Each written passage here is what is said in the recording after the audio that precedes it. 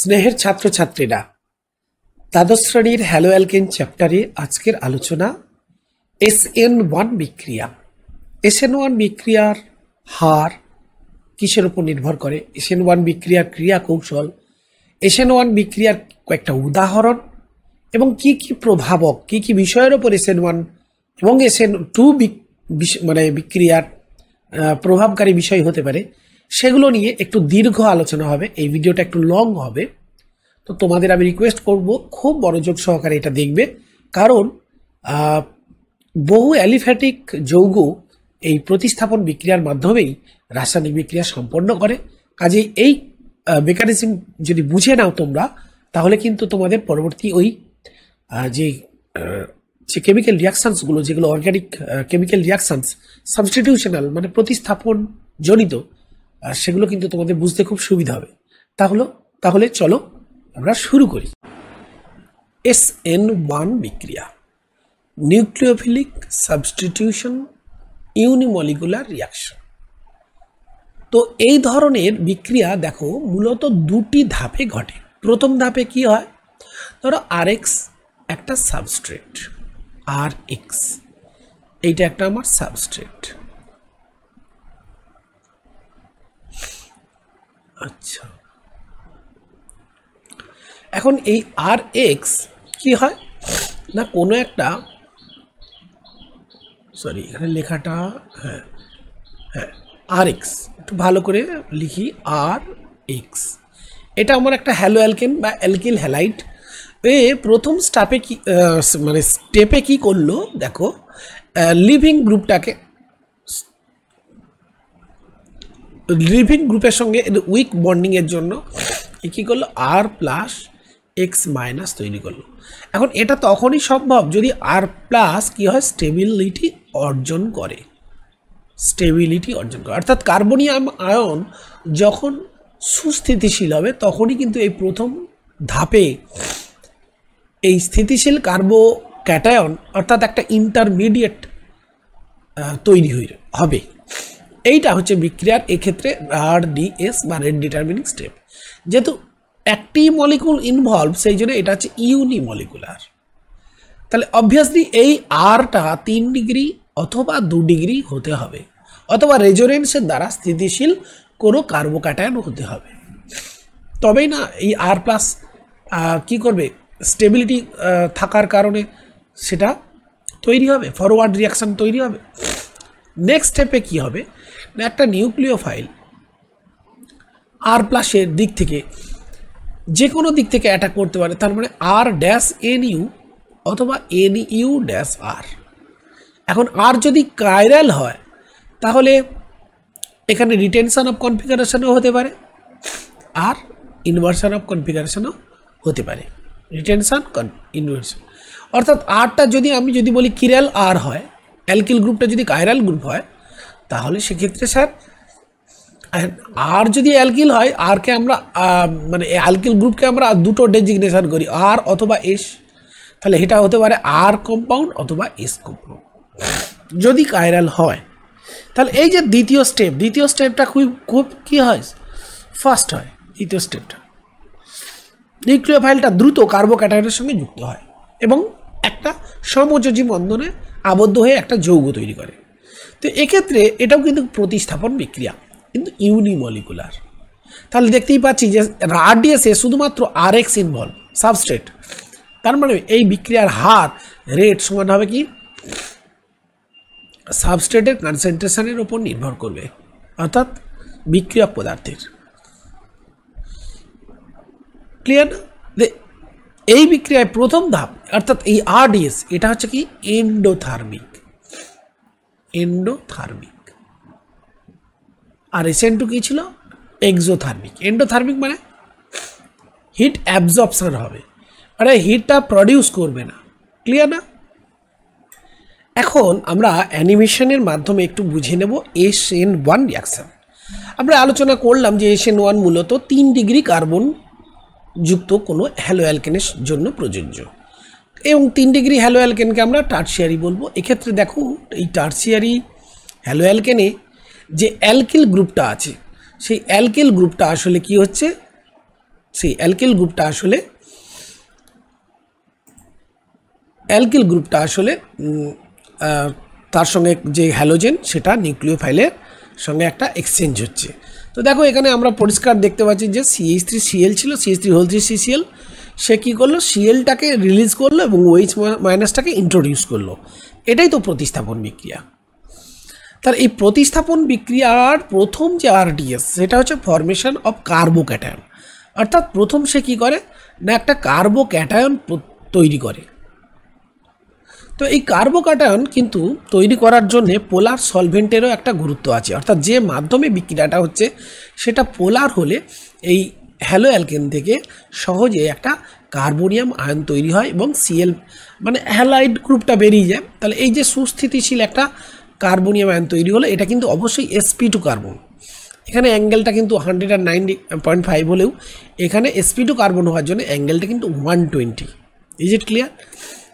এরপর তাহলে এর থেকে কি বোঝা গেল?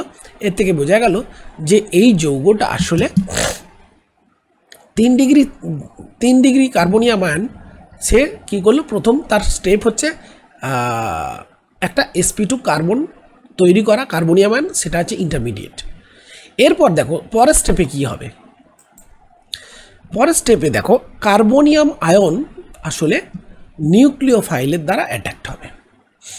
এখন এই নিউক্লিওফাইল যে দিক থেকে হোক, দেখুন এখানে যেমন দেখানো হয়েছে ডান দিক থেকে ইন্ট্রোডিউস হচ্ছে, আর বাঁ দিক থেকেও কিন্তু সে অগ্রসর হতে পারে এবং যুক্ত হতে পারে। তো যদি একই দিক থেকে মানে নিউক্লিওফাইল যেদিক দিয়ে বেরোলো সেদিক দিয়ে, লিভিং গ্রুপ যেদিক দিয়ে বেরোলো সেদিক দিয়ে যদি নিউক্লিওফাইল ইন্ট্রোডিউস করে তাহলে সেটা হচ্ছে রিটেনশন অফ কনফিগারেশন। আর যদি উল্টোটা, যেদিক থেকে কার্বনিয়াম আয়নের লিভিং গ্রুপটা বেরিয়েছে, এই যে এই লিভিং গ্রুপ এখানে Cl, ঠিক তার উল্টো দিক দিয়ে যদি নিউক্লিওফাইলটা অ্যাটাক হয় যেমন দেখানো হচ্ছে, তাহলে সেটা হবে ইনভার্সন অফ কনফিগারেশন। তার মানে এক্ষেত্রে আসলে রিটেনশন অফ কনফিগারেশন হতে পারে এবং ইনভার্সন অফ কনফিগারেশন হতে পারে যদি এই কার্বনিয়াম আয়নটা কী হয়, কাইরাল হয়। হ্যাঁ, অর্থাৎ তখন একটা রাসায়নিক মিক্সচার উৎপন্ন হবে। এ নিয়ে আমরা ডিটেলস আলোচনাটা এরপরে করছি। তো এখন আমরা মোটামুটি একটা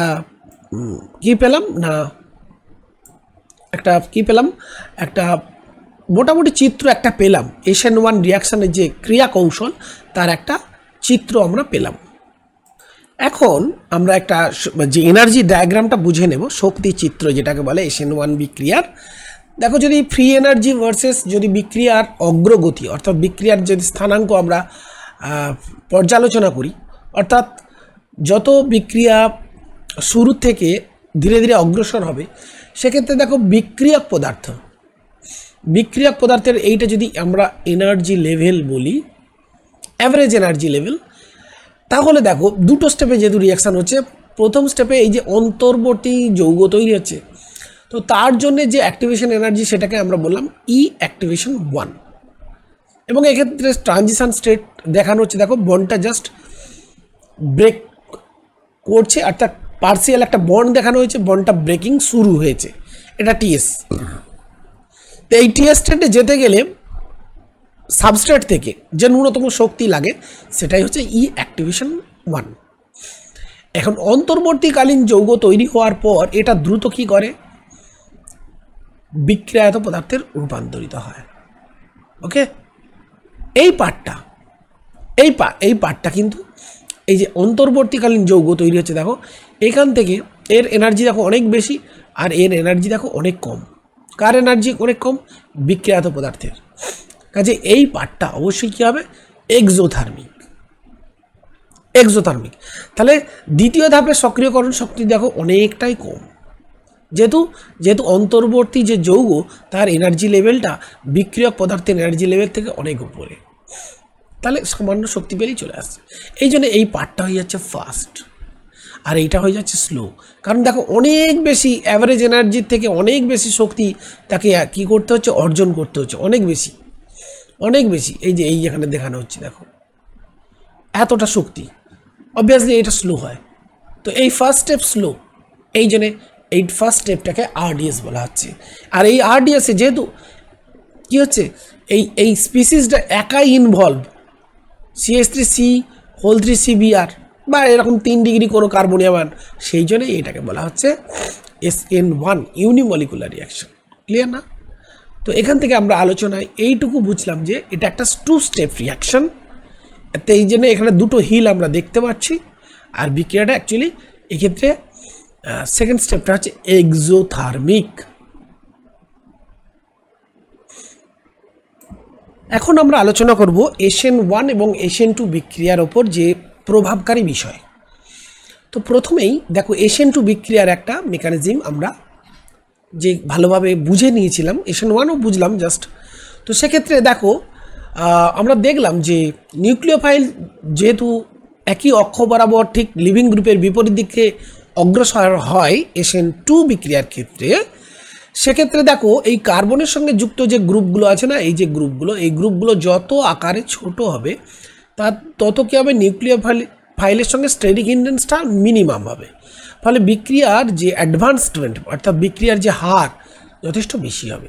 তো সেহেতু এক্ষেত্রে আমরা 1 ডিগ্রি এই মিথাইল ব্রোমাইড বলো বা এটা 1 ডিগ্রি যে মানে অ্যালকিল হ্যালাইড, সেক্ষেত্রে আমরা দেখতে পাচ্ছি যে এদের স্টেরিক হিন্ডেন্স জনিত কারণে আসলে বিক্রিয়ার হারটা 1 ডিগ্রি বা এই মিথাইল ব্রোমাইড যৌগের ক্ষেত্রে যথেষ্ট বেশি হয় কম্পেয়ার টু 2 ডিগ্রি এবং 3 ডিগ্রি।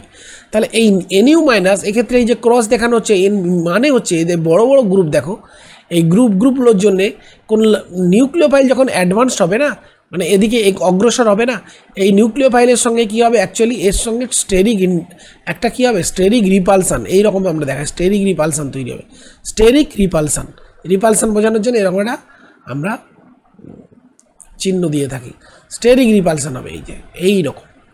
ওকে, তো এই স্টেরিক রিপালসান জনিত কারণে আসলে স্টেরিক বাধার কারণে সিম্পলি বলতে পারো যে আমরা বলতে পারি যে সিম্পলি মিথাইল ব্রোমাইড এর রিঅ্যাক্টিভিটি গ্রেটার দেন 1 ডিগ্রি কোনো bromide, 2 degree bromide, 3 degree bromide.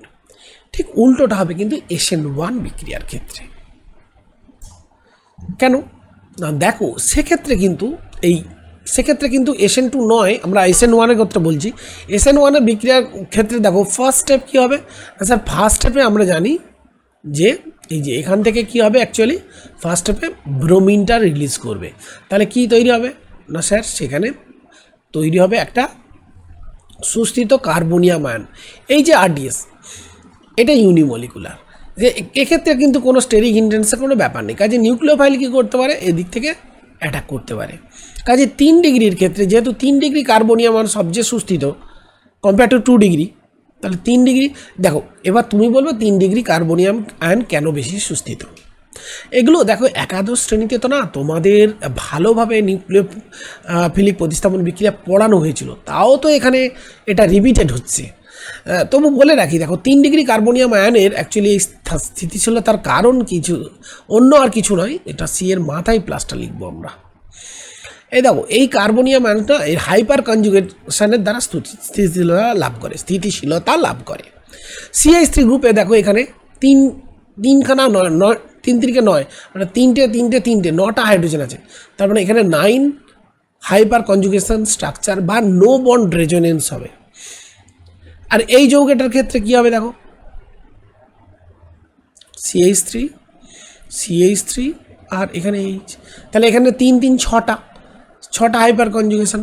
আর 1 ডিগ্রির ক্ষেত্রে দেখো মাত্র এই CH3 একটাই মানে গ্রুপ আছে যেটা কার্বনের সঙ্গে যুক্ত, সেটা লক্ষ্য করো এখানে 3টে হাইপার কনজুগেশন, আর এখানে কিন্তু কোনো হাইপার কনজুগেশন স্ট্রাকচার নেই। তাই জন্য এর স্থিতিশীলতা অনেক বেশি, সেই জন্য SN1 বিক্রিয়ার পুরোপুরি রেটটা কিন্তু উল্টো দিকে হবে, মানে এই দিকে হবে বিক্রিয়ারা 3 degree greater than 2 degree greater than 1 degree. Okay, এখন যদি এরকম কোনো কোয়েশ্চেন হয়, দেখো যদি বলা হয় যে অ্যালাইল ব্রোমাইড, হ্যাঁ অ্যালাইল কোনো যৌগ, আমি একটা উদাহরণ দিই, দেখো CH2 ডবল বন্ড CH2, এই অ্যালাইল ব্রোমাইড যৌগ। প্রশ্ন হচ্ছে যে ব্রোমাইড যৌগে আমি যদি পটাশিয়াম হাইড্রোক্সাইডের জলীয় দ্রবণ দিই, তাহলে সেক্ষেত্রে কী ধরনের বিক্রিয়া ঘটবে। দেখো জলীয় দ্রবণ কিন্তু আবার পটাশিয়াম হাইড্রোক্সাইড, তাহলে অবভিয়াসলি জলীয় দ্রবণে আমার নিউক্লিওফাইল হিসেবে OH- এবং পটাশিয়াম প্লাস আছে। এখন এই বিক্রিয়াতে আমরা যে টার্গেট নিউক্লিয়াস, এই টার্গেট আমার হচ্ছে লিভিং গ্রুপ হচ্ছে বিআর, যেটা এই কার্বনের সঙ্গে যুক্ত, সেই কার্বনের নেচারটা লক্ষ্য করো, এটা হচ্ছে আমার 1 ডিগ্রি কার্বন। তাহলে অবভিয়াসলি আমাদের সাধারণভাবে মনে হবে এটা SN2 একটা রাসায়নিক বিক্রিয়ার মাধ্যমে বিক্রিয়ার হারটা নিয়ন্ত্রিত হবে। অবভিয়াসলি এটা আমাদের মনে হবে যে এটা SN2 বিক্রিয়া, কিন্তু লক্ষ্য করো যে এই বিক্রিয়াটার ক্ষেত্রে যদি ব্রোমিনটা যদি এই বন্ডটা যদি ব্রেক করতে পারে, তাহলে দেখো একটা এই রকম একটা কার্বনিয়াম আয়ন তৈরি হচ্ছে, যেটা রেজোনেন্সের মাধ্যমে দেখো স্থিতিশীলতা লাভ করছে।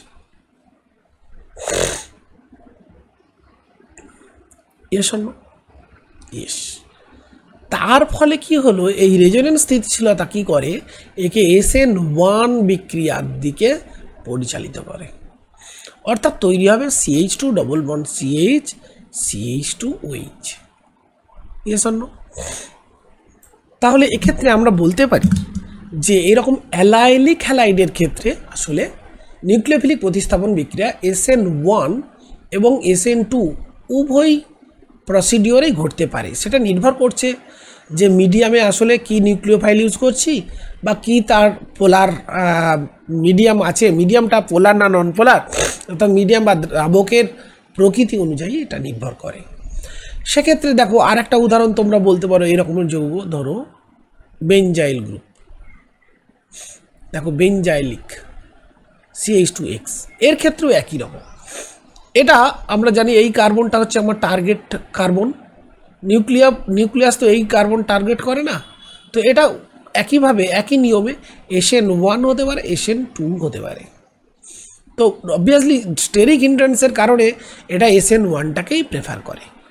তা সেক্ষেত্রেও লক্ষ্য রাখতে হবে যে এই বেঞ্জাইল ক্যাটায়ন, এখান থেকে যে বেঞ্জাইল ক্যাটায়ন তৈরি হয় SN1 বিক্রিয়ায়, এই বেঞ্জাইল ক্যাটায়ন আসলে রেজোনেন্সের দ্বারা স্থিতিশীলতা লাভ করে। কিসের দ্বারা? রেজোনেন্সের দ্বারা। এগুলো তোমরা অলরেডি পড়েছো কোথায়, এটা মুছে দিয়ে আমি বেঞ্জাইল ক্যাটায়নের স্থিতিশীলতাটা দেখিয়ে দিচ্ছি।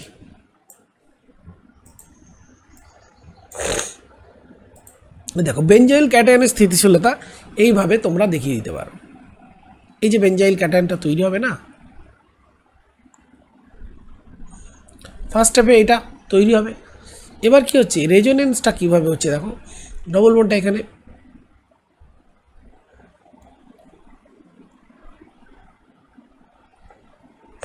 তাহলে কি হলো, এখানে একটা প্লাস চার্জ তৈরি হচ্ছে, তাই না? দেখো এইটার মানে কি, এই তীরটার মানে হচ্ছে, এই যে তীরটার মানে, এই তীরটার মানেটা কি, মানে হচ্ছে এই বন্ডটা এখানে ডবল বন্ড, এটা এই বন্ডটার মানে কি, এই বন্ডটা ব্রেক করছে এবং দুটো ইলেকট্রন এসে এই কোনো টার্গেটে এসে কি করছে, এই টার্গেটে গিয়ে নেগেটিভ চার্জ তৈরি করছে। তো এক্ষেত্রে এই যে বন্ড, এক্ষেত্রে কিন্তু ডবল বন্ডটা খুলে গিয়ে যেহেতু প্লাস চার্জ আছে, সেই প্লাস চার্জটা নিবৃত্ত করছে এবং এখানে একটা ডাবল বন্ড তৈরি করছে, আর বাকিগুলো অ্যাজ ইউজুয়াল একইভাবে এইটা ভেঙে গিয়ে এইখানে ডবল বন্ড তৈরি করবে। এইভাবে রেজোনেন্সটা চলতে থাকবে, এর ফলে এরা একটা স্থিতিশীলতা লাভ করে। কাজেই অ্যালাইলিক বা বেঞ্জাইলিক যে তোমার হ্যালো অ্যালকিন বা অ্যালকিল হ্যালাইড, এদের ক্ষেত্রে নিউক্লিওফিলিক প্রতিস্থাপন বিক্রিয়া SN1 এবং SN2 দুই সিস্টেমেই ঘটতে পারে, সেটা নির্ভর করছে তার অন্যান্য প্রভাবকের উপর। এখন আমরা আলোচনা করব যে SN1 বা SN2 বিক্রিয়ার ক্ষেত্রে আসলে দ্রাবক কিভাবে তার প্রভাব বিস্তার করে।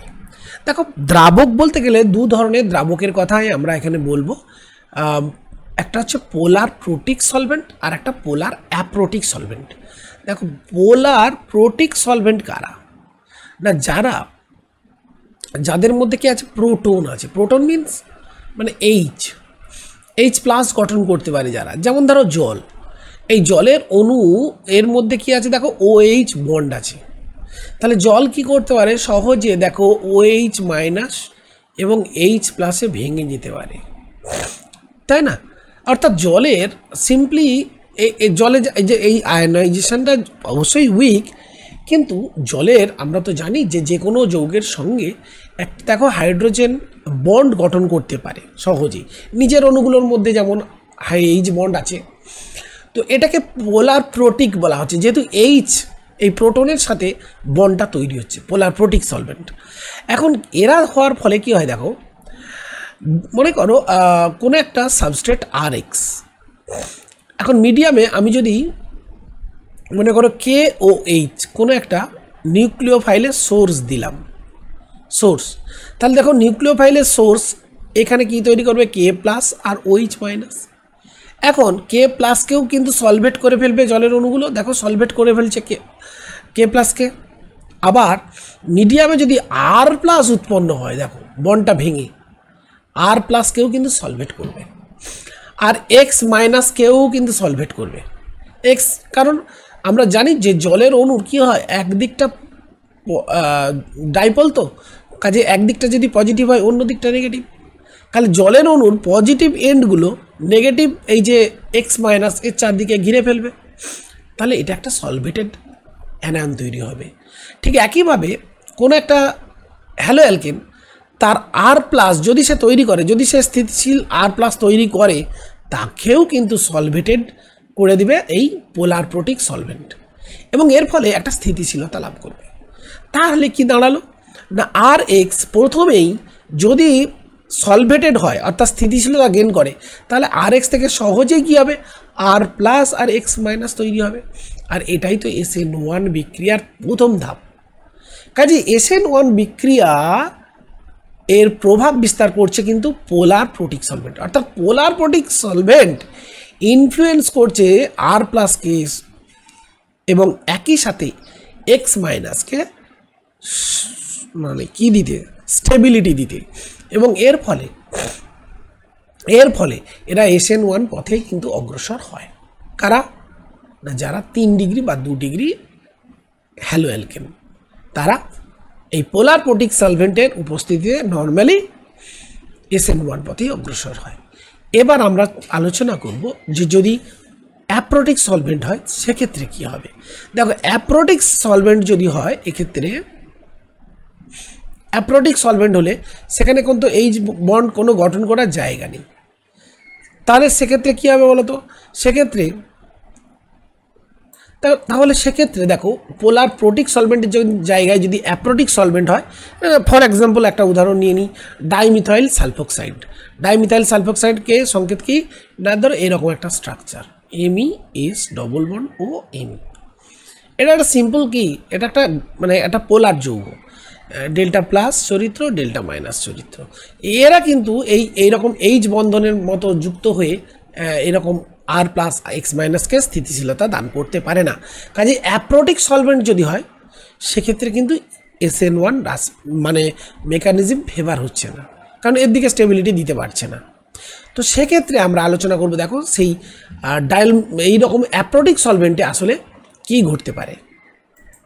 অ্যাপ্রোটিক সলভেন্টে আসলে যেহেতু এইরকম ডাইমিথাইল সালফোক্সাইড বলো বা DMF, ডাইমিথাইল ফর্মামাইড, বা এইরকম ধরো অ্যাসিটোন, এই জাতীয় যৌগ, তো এইগুলো সিম্পলি একটা পোলার, মানে কি বলবো, মানে পোলার, এগুলো ডাইপোলার যৌগ, কিন্তু এরা কোনো সলভেশন করতে পারে না, ক্যাটায়ন অ্যানায়নের সলভেশন করতে পারে না।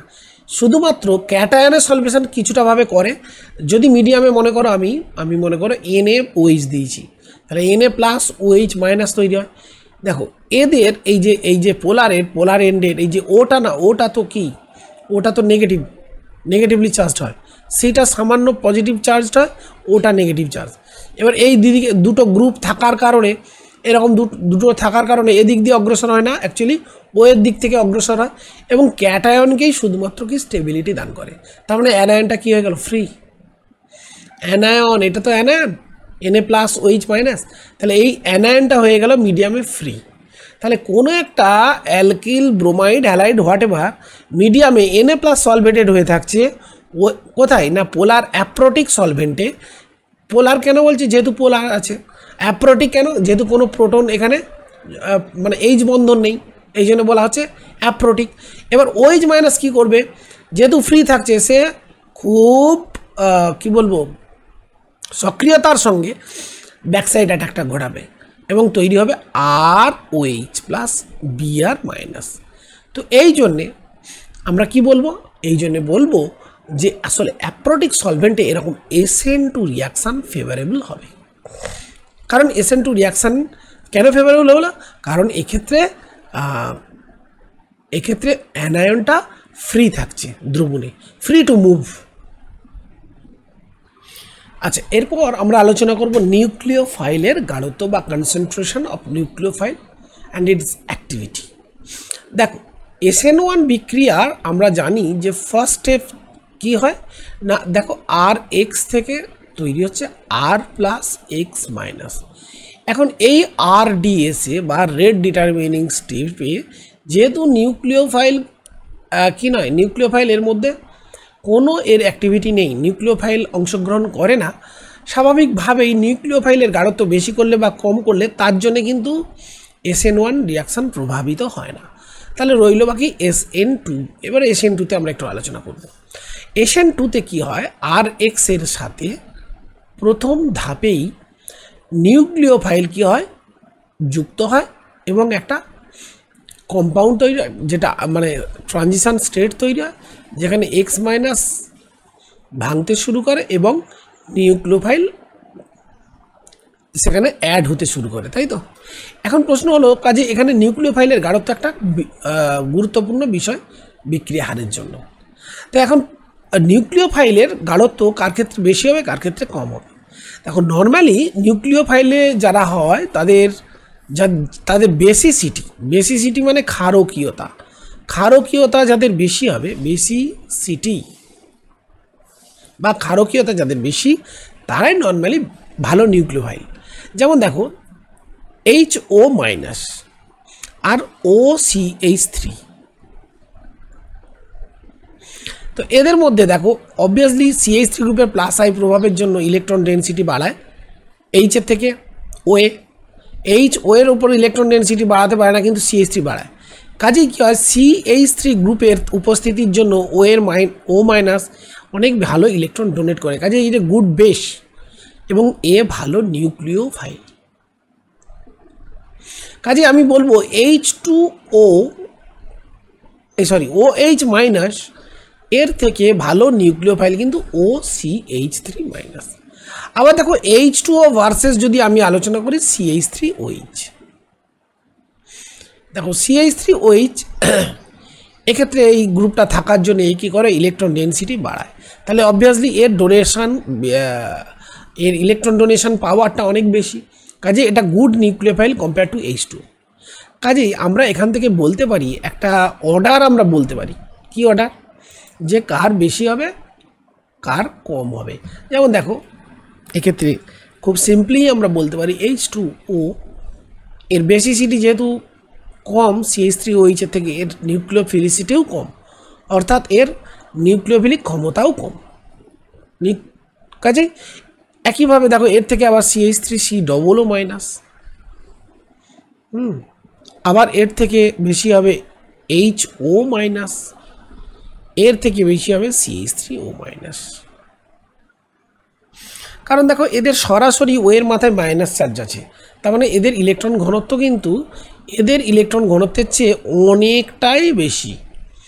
আবার এই যৌগে দেখো ওই O- পুরোপুরি ইলেকট্রন ডোনেট করতে পারে, কিন্তু এ পারে না। কারণ এখানে দেখো CH3CO গ্রুপ কী করে, CH3CO গ্রুপের একটা না ইলেকট্রন উইথড্রয়িং ক্যাপাসিটি আছে, অর্থাৎ এ কী করে, ইলেকট্রন এদিকে আকর্ষণ করতে পারে, কিসের জন্য না, ডিউ টু রেজোনেন্স করতে পারে, সেই জন্য ইলেকট্রন ঘনত্ব কিছুটা কমিয়ে দেয়। কাজে নিউক্লিওফিলিসিটি বেসিসিটি কম হওয়ার কারণে এর নিউক্লিওফিলিসিটি OH-এর থেকেও কম হবে। তবে নর্মালি আমরা বলবো যে যেগুলো আকারে বড় এবং কম তড়িৎ ঋণাত্মক, যেমন ধরো I- এর কিন্তু নিউক্লিওফিলিসিটি হবে Br- এর থেকে বেশি, আবার Br- Cl- এর থেকে বেশি, ঠিক আছে? অর্থাৎ যারা বেশি পোলারাইজেবল, অধিক ধ্রুবায়িত এবং তারা কম তড়িৎ ঋণাত্মক, তারা নিউক্লিওফাইল হিসেবে তাদের কার্যকারিতা বেশি হবে।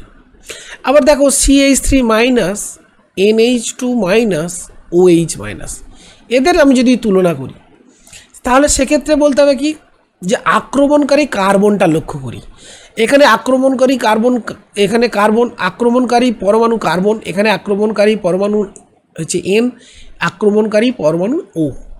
তাহলে যে সবচেয়ে বেশি তড়িৎ ঋণাত্মক সে হচ্ছে O মাইনাস, আর কম কে C। তাহলে অবভিয়াসলি বলা হচ্ছে কি যে কম তড়িৎ ঋণাত্মক তার নিউক্লিওফিলিসিটি বেশি। ঠিক আছে, তো এগুলো এটা কিন্তু আবার এখানে এক্সেপশনাল। তড়িৎ ঋণাত্মকতা বেশি হলেই যে তার বেসিসিটি বেশি, এক্ষেত্রে বেসিসিটি কিন্তু OH মাইনাসের বেশি, OH মাইনাস ইলেকট্রন ডোনেট করতে চায়, কিন্তু তাই বলে যে সে বেশি নিউক্লিওফাইল, তার নিউক্লিওফিলিক অর্ডারটাও বেশি হবে তা না। বলা হচ্ছে কম তড়িৎ ঋণাত্মক যারা, তারা কি করতে চায়, তারা ইলেকট্রনটা কি করতে চায় না, তারা ইলেকট্রনটা শেয়ার করতে চায় না, তাদের ধারণ ক্ষমতা নেই, কাজেই তারা কি করবে, কাউকে সহজেই ডোনেট করবে। মানে এ যেহেতু অক্সিজেন যেহেতু ইলেকট্রোনেগেটিভ, এ ইলেকট্রন ক্যারি করতে চায় কিন্তু কার্বন তো ক্যারি করতে চায় না, কাজেই এ সহজেই ডোনেট করে, কাজেই এর ডোনেট করার প্রবণতা বেশি, কাজেই এর নিউক্লিওফিলিক অর্ডারটাও বেশি, অর্থাৎ নিউক্লিওফাইল হিসাবে এ একটা গুড কম্পেয়ার টু এইটা, মানে এর তুলনায় এ বেশি, এর তুলনায় এ বেশি, এই অর্ডারটা মেনটেন হয়। আর একটা এক্সেপশন আছে যেটা আমরা বলি আলফা এফেক্ট, এটা উল্লেখ না করলেই নয়। আলফা এফেক্ট কি বলা হচ্ছে, যে ক্ষারকীয়তার ক্রম, মনে করো এ এবং বি, এ বি এর থেকে ক্ষারকীয়, তো এতক্ষণ আমরা বুঝে এসেছি যার ক্ষারকীয়তা বেশি নিউক্লিওফাইল হিসেবে তার নিউক্লিওফিলিক অর্ডারটাও বেশি, মানে নিউক্লিওফাইল হিসেবে তার আক্রমণ ক্ষমতাও বেশি। কিন্তু না, আলফা এফেক্টকে বলছে না, উল্টো। যেমন ধরো OH মাইনাস, এর বেসিসিটি বা ক্ষারকীয়তা অবভিয়াসলি HOO মাইনাস এর থেকে বেশি। কেন, দেখো এখানে ইলেকট্রন একজন, এই ইলেকট্রন ডেনসিটি কমিয়ে দেওয়ার এখানের জন্য অক্সিজেন বসে আছে, কাজে বেসিসিটি হিসাবে HO মাইনাস অনেক বেশি।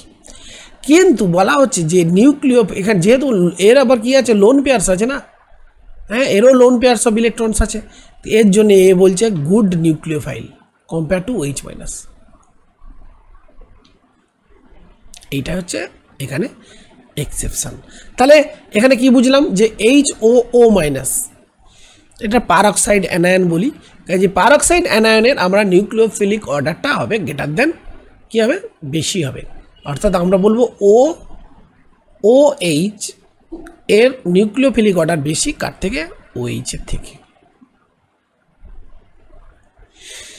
এইটাই হচ্ছে আলফা এফেক্ট, ক্লিয়ার না? নেক্সট আমরা আলোচনা করব,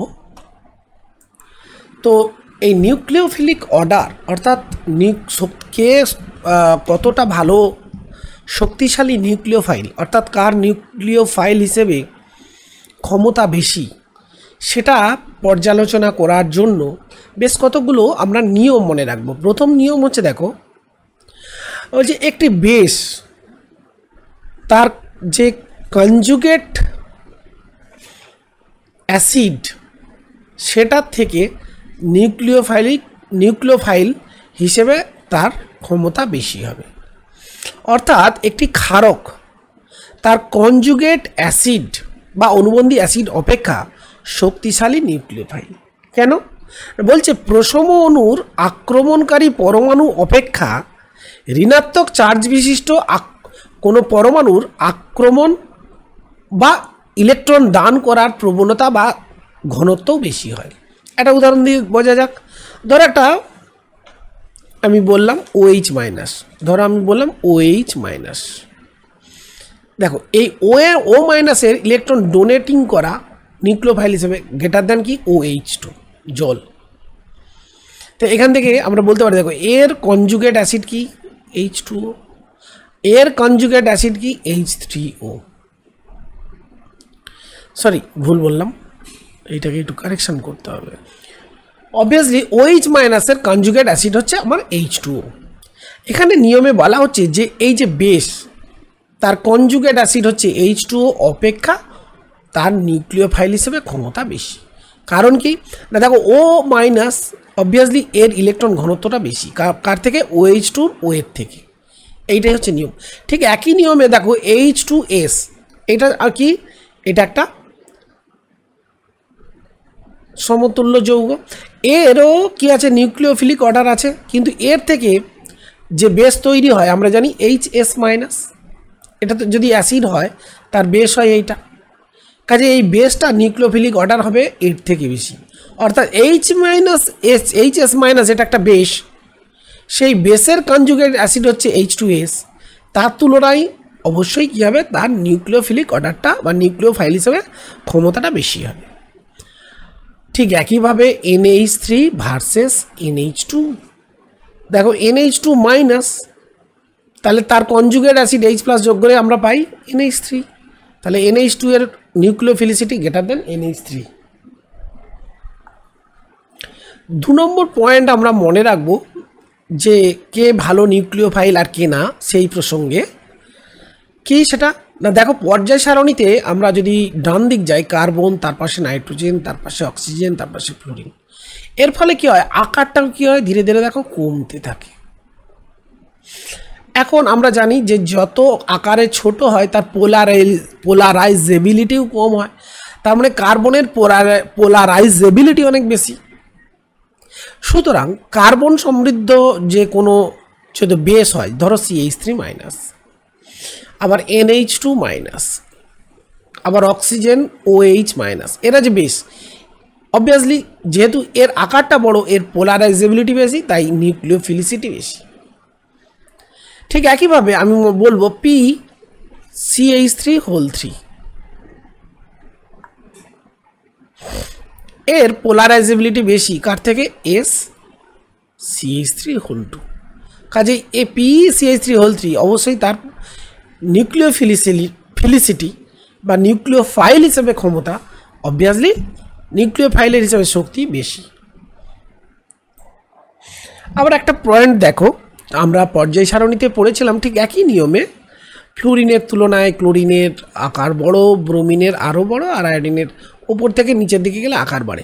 তাহলে আকার যত বাড়ে আমরা জানি কি হয়, তার পোলারাইজেবিলিটিও বাড়ে। তাহলে একই নিয়মে I মাইনাসের নিউক্লিওফিলিসিটি বেশি compare to Br minus compare to Cl minus. একই নিয়মে আমি বলতে পারি সেলেনিয়াম হাইড্রাইড SH মাইনাস অথবা OH মাইনাস, এদের একই নিয়মে অবশ্যই এর নিউক্লিওফিলিসিটি বেশি হবে। ক্লিয়ার? তো এখন প্রশ্ন হতে পারে যে স্যার এই যে নিউক্লিওফিলিসিটির অর্ডারটা আলোচনা করছি, এই আলোচনাটা আসলে এটা পোলার প্রোটিক সলভেন্টের জন্য, পোলার প্রোটিক সলভেন্টে আসলে এই নিউক্লিওফাইলগুলির সক্রিয়তার ক্রম বা নিউক্লিওফিলিসিটির ক্রম এটা।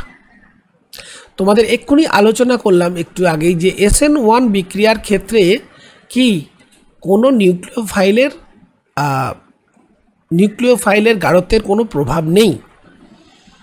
তাহলে এই যে আলোচনাটা হচ্ছে এই পোলার প্রোটিক সলভেন্ট, এই পোলার প্রোটিক সলভেন্ট আমরা জানি SN1 আর SN2 কাকে ফেভার করে, আমরা জানি SN1কে ফেভার করে পোলার প্রোটিক সলভেন্ট। কাজেই এই SN1 বিক্রিয়ার ক্ষেত্রে নিউক্লিওফাইলের গাঢ়ত্বের কোনো প্রভাব না থাকলেও SN2 বিক্রিয়ার ক্ষেত্রে কিন্তু তার প্রভাব আছে। এবং এই SN2 বিক্রিয়ার ক্ষেত্রে কি হয় না, আমরা জানি এই SN2 বিক্রিয়ার ক্ষেত্রে কিন্তু পোলার প্রোটিক সলভেন্টের থেকে পোলার অ্যাপ্রোটিক সলভেন্টের কিন্তু গুরুত্ব বেশি। অর্থাৎ পোলার অ্যাপ্রোটিক সলভেন্ট কি করে, SN2 রিয়াকশানকে ফেভার করে। কি করে ফেভার করে না, SN2 রিয়াকশানে আসলে পোলার অ্যাপ্রোটিক সলভেন্ট কি করে, অ্যানায়নকে মুক্ত রাখে বা ফ্রি রাখে, যেটা পোলার প্রোটিক সলভেন্ট পারে না। কাজে SN2 রিয়াকশান পোলার প্রোটিক সলভেন্টে ডিসফেভার্ড হয়, কিন্তু SN2 রিয়াকশান পোলার অ্যাপ্রোটিক সলভেন্টে মানে দ্রাবকে অ্যাপ্রোটিক সলভেন্টে কী হয়, ফেভারেবল হয়। এবার এক্ষেত্রে কিন্তু এই অর্ডারটা পাল্টে যাবে, Cl minus greater than Br minus greater than I minus. কেন না, দেখো SN2 বিক্রিয়াতে কী হয়, ধরো এই যে মিডিয়ামে আমি কোনো KCl KBr KI এই যে সোর্সগুলো দিচ্ছি, ওটা ক্যাটায়নকে কিন্তু মানে অ্যাপ্রোটিক সলভেন্ট কী করে, স্থিতিশীলতা দান করে, কিন্তু ACl minus, Br minus, I minus এরা মুক্তভাবে বিচরণ করতে পারে এবং নিউক্লিওফাইল হিসেবে তাদের অ্যাক্টিভিটি দেখাতে পারে। কিন্তু এদের নিউক্লিওফিলিক আচরণটা কেন পাল্টে গেল? কারণ দেখো, অ্যাপ্রোটিক সলভেন্টে তো আর H বন্ড তৈরি হয় না, সেখানে সিম্পলি কী করে না, DMA বা DMSO এই জাতীয় অ্যানায়নগুলি, মানে এই জাতীয় মানে কি বলে, এই জাতীয় অ্যাপ্রোটিক সলভেন্টগুলি, DMA মানে ডাইমিথাইল ফরমাইড, DMSO মানে ডাইমিথাইল সালফক্সাইড, এরা কি করে না H বন্ধন তো গঠন করতে পারে না, H বন্ধনের গঠনের কোনো জায়গা নেই পোলার প্রোটিকের মতন। কি করে না, এরা এই ছোট আকারের যে নিউক্লিওফাইল, মানে ছোট আকারের যে নিউক্লিওফাইল তাকে কি করে না, খুব মানে ছোট আকারের, মানে কি আকারে ছোট হলে কী হবে, তার ইলেকট্রন ডেনসিটিটাও বেশি হচ্ছে। এবং যেহেতু এরা মুক্তভাবে বিচরণ করে পোলার অ্যাপ্রোটিক সলভেন্টে, তাহলে এরা কি করবে, এরা মানে যত আকারে ছোট হবে তাহলে তাদের মুভমেন্টটা ওই সলভেন্টের মধ্য দিয়ে ভালো হবে, অর্থাৎ এদের নিউক্লিওফিলিসিটি বেশি হবে। কাজে F মাইনাস এর nucleophilicity greater than Cl minus, greater than Br minus, greater than I minus.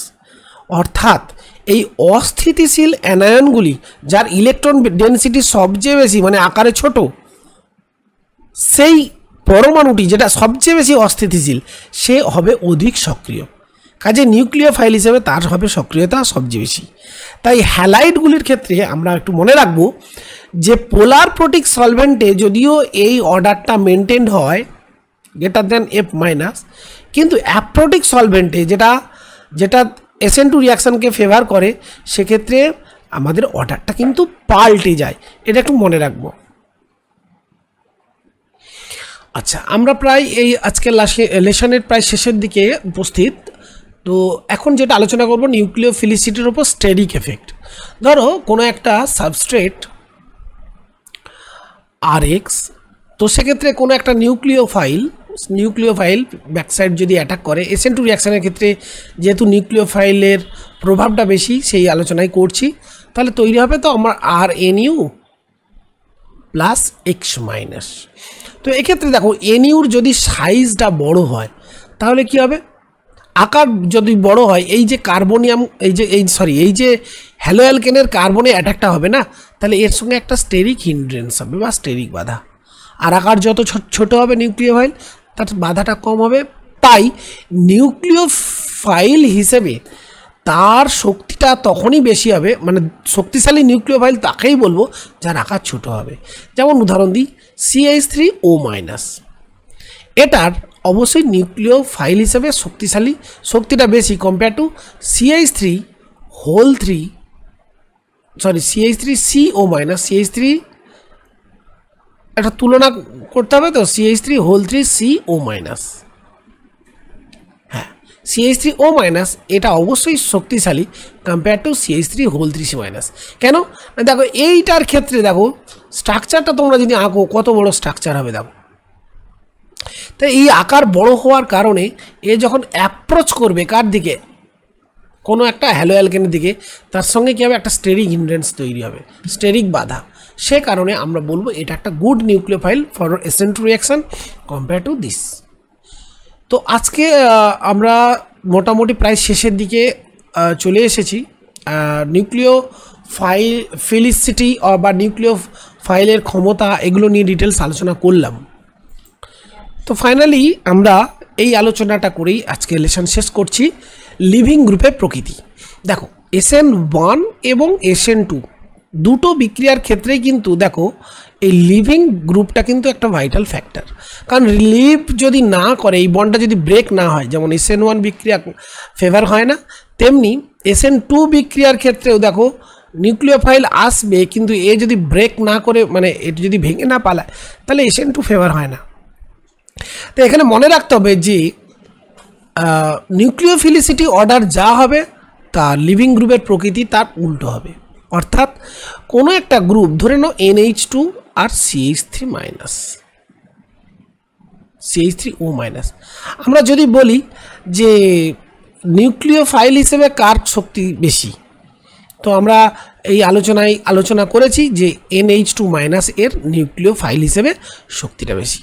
তাহলে এখানে বলা হচ্ছে যে লিভিং গ্রুপ হিসেবে এর কিন্তু শক্তিটা কম হবে, মানে এক্ষেত্রে এ হবে ভালো লিভিং গ্রুপ, উল্টোটা মানে মানে কি বলবো, ইনভার্স রিলেশন। যে ভালো নিউক্লিওফাইল সে খারাপ কি লিভিং গ্রুপ। তাহলে মনে রাখার জন্য আমরা বলবো খুব সহজ করেই, যারা দুর্বল ক্ষারক, যারা আগের বারে কি ছিল, যারা তীব্র ক্ষারক বা শক্তিশালী ক্ষারক তারা ছিল নিউক্লিওফাইল। এখন ঠিক উল্টোটা হবে, যারা দুর্বল ক্ষারক তারা হবে তীব্র ভালো লিভিং গ্রুপ। যেমন আমি যদি উদাহরণ বলি, ধরো HCl HBr, তা অ্যাসিড হিসেবে তীব্র আমরা জানি HBr, তাহলে তার থেকে উৎপন্ন Br- কি Br-, এটা একটা কি বেশ। আর HCl অ্যাসিড হিসেবে তীব্র অ্যাসিড, এর থেকে একটা যে বেস তৈরি হয় সেটা Cl-। তাহলে এখানে Cl- আর Br- এর মধ্যে কে ভালো বেশ? অবভিয়াসলি আমরা জানি যে Cl- একটা ভালো বেস। কাজে Cl- আর Br- এর মধ্যে নিউক্লিওফাইল যদি অর্ডার বলা হয় তাহলে এইটা হবে Cl- গ্রেটার দ্যান Br-। আর যদি বা লিভিং গ্রুপ ক্যারেক্টার কার বেশি, তাহলে তখন হয়ে যাবে উল্টোটা। এইটাই আমি বোঝাতে চাইছি, ক্লিয়ার? হ্যাঁ, তাহলে একটা শক্তিশালী বেস সে গুড নিউক্লিওফাইল হতে পারে, কিন্তু সে ব্যাড লিভিং গ্রুপ। কাজেই এখান থেকে আমরা একটা তুলনা দিতে পারি এই রকম। তো মনে রাখার জন্য বলি, কোন একটা স্পিসিস যদি অ্যাসিড হয়, তো অ্যাসিড থেকে আমরা জানি দুটো বেস, একটা বেস তৈরি হয়, এটাকে আমরা বলি কনজুগেট বেস। ধরো HF এর ক্ষেত্রে কনজুগেট বেস F-, আর জলের ক্ষেত্রে কনজুগেট বেস OH-। তো আমরা জানি HF অনেক বেশি তীব্র অ্যাসিড, কাজেই যেটা তীব্র অ্যাসিড তার বেসটা হবে উইক, এটা হবে উইক বেস। আর জল আমরা জানি এর অম্লত্ব একদমই নেই, কাজেই এর থেকে যে বেসটা তৈরি হচ্ছে এটা হচ্ছে স্ট্রং বেস। কাজেই এর নিউক্লিওফিলিসিটি যদি বলি order OH versus F-, obviously OH- greater than F-। OH- এর নিউক্লিওফিলিসিটি কার থেকে F- বেশি। এবার উল্টোটা, লিভিং গ্রুপ ক্যারেক্টার হিসেবে কার বেশি? অবভিয়াসলি F- এর লিভিং ক্যারেক্টার বেশি কার থেকে? OH- এর থেকে। এবং এইটাই দেখো ক্যারি করছে এই যে জায়গায়, দেখো F- বেশি কার থেকে? OH-। তো এইভাবে এই কিন্তু সিকোয়েন্সটা তৈরি করা হয়েছে। তাহলে এর থেকে বুঝলাম কি, কোনো প্রতিস্থাপন বিক্রিয়ায় লিভিং গ্রুপের যে সামর্থ্য সেটা আসলে ওই গ্রুপের ক্ষারকীয়তার অনন্য, ওই গ্রুপের ক্ষারকীয়তার ব্যস্তানুপাতিক। মানে ক্ষারকীয়তা যত বেশি হবে লিভিং গ্রুপের সামর্থ্যও তত কম হবে। দেখো এক্ষেত্রে তাই হলো, হ্যাঁ, এর ক্ষারকীয়তা বেশি, সেই জন্যে সে হয়ে গেল ব্যাড কি লিভিং গ্রুপ। আর যার ক্ষারকীয়তা কম সে হয়ে গেল গুড লিভিং গ্রুপ। সবাইকে অনেক অনেক ধন্যবাদ জানিয়ে আজকের লেসন এখানেই শেষ করছি। স্নেহের ছাত্রছাত্রীরা, আমরা যে প্রতিস্থাপন বিক্রিয়া, নিউক্লিওফিলিক প্রতিস্থাপন বিক্রিয়া আমরা বিষয়গুলো সম্বন্ধে গত লেসনে জেনেছি, সেটাকে অ্যানিমেশনের মাধ্যমে আবারও খুব ভালো করে বুঝে নেব, একটু সামারি আপ করবো আর কি। প্রতিস্থাপন বিক্রিয়া ভেরি ইম্পর্ট্যান্ট একটা রিয়াকশন। অর্থাৎ বিক্রিয়ার যে প্রকারভেদগুলো আমরা জানি, প্রত্যক্ষ সংযোগ, প্রতিস্থাপন, অপনয়ন, তার মধ্যে এই নিউক্লিওফিলিক প্রতিস্থাপন বিক্রিয়া এবং ইলেকট্রোফিলিক প্রতিস্থাপন বিক্রিয়া অত্যন্ত গুরুত্বপূর্ণ। তো এখানে আমরা মূলত জানব নিউক্লিওফিলিক প্রতিস্থাপন বিক্রিয়া। ওকে, তাহলে এসো আমরা এক এক করে এই টার্মগুলো সম্বন্ধে একটু সম্যক ধারণা আবার যেটা আমাদের আছে সেটাকে আরেকবার ক্লিয়ার করে নিই। তো প্রথমেই দেখো, আমরা নিউক্লিওফাইল সম্বন্ধে দু এক কথা জেনে নেব। দেখো নিউক্লিওফাইল কি না, একটা এমন ধরনের অণু বা পরমাণু যা কি করে না, দান করার জন্য তাদের একটা মানে ইলেকট্রন ঘনত্ব তাদের যথেষ্ট থাকবে, তারা সহজেই কি করবে, ইলেকট্রন পেয়ারকে বা ইলেকট্রন জোড়কে দান করতে পারবে। ক্লিয়ার? এবার আমরা দু একটা উদাহরণ দেখে নিই। তো দেখো এখানে একটি সাবস্ট্রেট দেখানো হচ্ছে। এই সাবস্ট্রেটে দেখো, এই সাবস্ট্রেটে এখানে সাবস্ট্রেটে কি করবে, এই নিউক্লিওফাইলগুলো আসলে প্রতিস্থাপন বিক্রিয়া করে। এখানে দেখানো হচ্ছে দেখো ইলেকট্রন পেয়ার, আর NH3 যেমন একটা নিউট্রাল নিউক্লিওফাইল মানে প্রসম নিউক্লিওফাইল, তেমনি OH মাইনাস এক্ষেত্রে দেখানো হচ্ছে একটা তড়িৎ ঋণাত্মক নিউক্লিওফাইল। তো এরপর আমরা জেনে নিই প্রতিস্থাপন বিক্রিয়া কি। দেখো প্রতিস্থাপন বিক্রিয়া আসলে কি না, একটা সাবস্ট্রেটে কোনো একটা মূলক বা কোনো একটা লিভিং গ্রুপ তাকে যদি আমরা রিপ্লেস করি, ধরো এখানে ক্লোরাইড মাইনাসকে রিপ্লেস করা হচ্ছে কি দিয়ে, না OH দিয়ে, তাহলে এখানে OH হলো আমার নিউক্লিওফাইল আর Cl মাইনাস হলো লিভিং গ্রুপ। দেখো এক্ষেত্রে দু ধরনের প্রতিস্থাপন হতে পারে, নিউক্লিওফাইল যেমন প্রতিস্থাপন করতে পারে তেমনি ইলেকট্রোফাইলও কিন্তু প্রতিস্থাপন করতে পারে। আমরা পাশাপাশি দুটোই দেখানো চেষ্টা করছি। দেখো প্রথম ক্ষেত্রে OH মাইনাস রিপ্লেস হলো Cl মাইনাস দিয়ে, আবার দ্বিতীয় ক্ষেত্রে Cl প্লাস রিপ্লেস করলো H কে। প্রথম ভাগটাকে আমরা বলি প্রতিস্থাপন বিক্রিয়া, যার নাম SN1 SN2, অর্থাৎ SN1 এবং SN2 এই দুই ধরনের প্রতিস্থাপন হতে পারে। আর ডান দিকে আমরা যেটা দেখাচ্ছি সেটা হচ্ছে ইলেকট্রোফিলিক প্রতিস্থাপন বিক্রিয়া।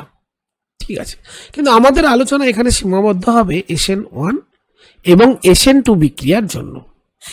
তো চলে আসো, প্রথমে SN1 বিক্রিয়ার ক্ষেত্রে আলোচনাটা করা যাক। প্রথমে SN1 এবং SN2 বিক্রিয়া, আমরা প্রথমে SN1 নিয়েই যদি আলোচনা করি, তাহলে এখানে আমরা যে একটা সাবস্ট্রেট দেখতে পাচ্ছি, সাবস্ট্রেটটা 3 ডিগ্রি সাবস্ট্রেট। দেখো কার্বনের সঙ্গে 3টে CH3 গ্রুপ যুক্ত আছে। OH2 একটা নিউক্লিওফাইল, যেটাকে আমরা প্রসম নিউক্লিওফাইল বলবো। সে যদি ধীরে ধীরে ইনকামিং গ্রুপ হয় তাহলে Cl মাইনাস এক্ষেত্রে হবে লিভিং গ্রুপ। C এর সাথে O এর একটা বন্ডিং হবে এবং এই বন্ডিং এ O এর মাথায় একটা প্লাস চার্জ থাকবে। সেই চার্জটাকে প্রশমিত করার জন্য H প্লাস ধীরে ধীরে কি করবো, সুস্থিতি দানের জন্য H প্লাস হিসেবে বেরিয়ে যাবে। তাহলে সিস্টেমে কি তৈরি হবে, OH অ্যাজ এ কি বন্ডিং ইনকামিং গ্রুপ। এর ফলে তৈরি হলো কিন্তু দেখো অ্যালকোহল, এটা অবশ্যই 3 ডিগ্রি অ্যালকোহল। তো এই রিয়াকশনটা মূলত যে মেকানিজমের মাধ্যমে ঘটে সেটা হচ্ছে SN1 বিক্রিয়া। এক্ষেত্রে OH মাইনাস হচ্ছে ইনকামিং গ্রুপ এবং Cl মাইনাস হচ্ছে লিভিং গ্রুপ। এরাই আসলে একে অপরকে সাবস্টিটিউট বা প্রতিস্থাপিত করেছে। তাহলে আশা করি ব্যাপারটা ক্লিয়ার হলো যে নিউক্লিওফিলিক প্রতিস্থাপন বিক্রিয়ায় নিউক্লিওফিল ফাইল আসলে প্রতিস্থাপিত করে কোনো একটা গ্রুপকে। তো দু ধরনের আমরা প্রতিস্থাপন বিক্রিয়ার কথাই বলবো, SN1 এবং SN2। SN1 এর পুরো নাম কি, substitutional nucleophilic reaction, nucleophilic substitution reaction, যেটা ইউনিমলিকুলার। আর বাইমলিকুলার হলে SN2, মানে একাণবিক প্রতিস্থাপন বিক্রিয়া SN2 এবং দ্বিআণবিক হলে SN2। তো দেখো নর্মালি SN1 বিক্রিয়াগুলো কারা দেয়, টার্সিয়ারি বা 3 ডিগ্রি কার্বন। এখানে যখন দেখানো হচ্ছে দেখো টার্সিয়ারি অ্যালকিল হ্যালাইড। এক্ষেত্রে দেখো কার্বনের সঙ্গে আমরা 3 ডিগ্রি কেন করলাম, এটা জাস্ট ডিফারেন্সিয়েট করতে। আর এটা দেখো কার্বনের সঙ্গে 3টে হাইড্রোজেন আছে, এটা হলো আমার 1 ডিগ্রি কার্বন। তাহলে মূলত আমরা দুটো যদি পাশাপাশি রাখি, 3 ডিগ্রি বা 2 ডিগ্রি SN1 বিক্রিয়া করে, SN2 মূলত 1 ডিগ্রি অ্যালকিল হ্যালাইডগুলোই এই প্রতিস্থাপন বিক্রিয়া দেয়। 2 ডিগ্রি SN2 বিক্রিয়া করার প্রবণতা যথেষ্ট কম, কারণ স্থিতিশীল কার্বোকাটায়ন তৈরি করতে পারে। তাহলে এখানে আমরা যে রিপ্লেসমেন্ট রিয়াকশনটা দেখছি, প্রথমটা দেখো SN1 প্রসিডিওর, আর দ্বিতীয়টা দেখো SN2 প্রসিডিওর, SN2 পাথওয়ে। ঠিক আছে, তবে হ্যাঁ SN1 এবং SN2 এই যে দুটো বিক্রিয়ার কথা আমরা বলছি, মানে প্রতিস্থাপন বিক্রিয়ার কথা বলছি, দুজনেরই কিন্তু মেকানিজম বা ক্রিয়া কৌশল, যেটা আমরা গত লেসনে জেনেছি, অবশ্যই আলাদা। SN1 দুটি স্টেপে মেকানিজমটা আমরা বিক্রিয়াটাকে দেখাতে পারি। ঠিক আছে, আর SN2 এটাকে আমরা মূলত একটি ধাপে দেখাতে পারি। তো আমরা এসো দেখে নিই SN1 বিক্রিয়ায় স্টেপ 1 কি হয় না, একটা নিউক্লিওফাইল কি করে কার্বনের দিকে, মানে 3 ডিগ্রি কার্বনের দিকে অ্যাপ্রোচ করে, এবং এই অ্যাপ্রোচ করার ফলে লিভিং গ্রুপ বেরিয়ে যায় এবং কার্বোক্যাটায়ন উৎপন্ন করে ফার্স্ট স্টেপে। আর কার্বোক্যাটায়ন সে কি করে, লিভিং গ্রুপটাকে বাদ দিয়ে ইনকামিং যে নিউক্লিওফাইল তার সঙ্গে সুস্থিতিশীল একটা বন্ডিং করার জন্য তৈরি করে নতুন একটা প্রোডাক্ট, যেমন এক্ষেত্রে অ্যালকোহল দেখানো হচ্ছে। অবশ্যই কার্বনটা এখানে 3 ডিগ্রি। ওকে, আবার দেখো SN2 বিক্রিয়া। SN2 বিক্রিয়ার ক্ষেত্রে দেখো কার্বন এক্ষেত্রে আমার কিন্তু 1 ডিগ্রি। দেখো কার্বনের সঙ্গে 3টে হাইড্রোজেন আছে, কোনো কার্বন যুক্ত নেই। এখানে ফার্স্ট স্টেপে কি হয়, ইনকামিং গ্রুপ কি করে, লিভিং গ্রুপের সঙ্গে, লিভিং গ্রুপ অ্যাকচুয়ালি বেরিয়ে যায় যে দিক থেকে, তার বিপরীত দিক থেকে অ্যাকচুয়ালি ওটা আসে, মানে এটা ফ্রন্ট সাইড হলে OH মাইনাসটা Cl মাইনাসটা ব্যাক সাইড দিয়ে বেরিয়ে যায়, এবং এর ফলে যে একটা ট্রানজিশন স্টেট তৈরি হয়, এই ট্রানজিশন স্টেট হলো স্টেপ 1 রিয়াকশন। অর্থাৎ প্রথম ধাপে ট্রানজিশন স্টেট তৈরি হয়, যেখানে OH মাইনাস কি করে, কার্বনের সাথে বন্ড মেকিং করে, আর CCl কি করে, বন্ড ব্রেকিং করে, এবং দুটোই একটা আংশিক এক বন্ধন দ্বারা পরস্পর যুক্ত থাকে, এই কার্বনের সাথে যুক্ত থাকে। এক্ষেত্রে কার্বন অবশ্যই sp2 সংকরায়িত হয়। এরপরে স্টেপে অর্থাৎ স্টেপ 2তে কি হয়, স্টেপ 2তে আসলে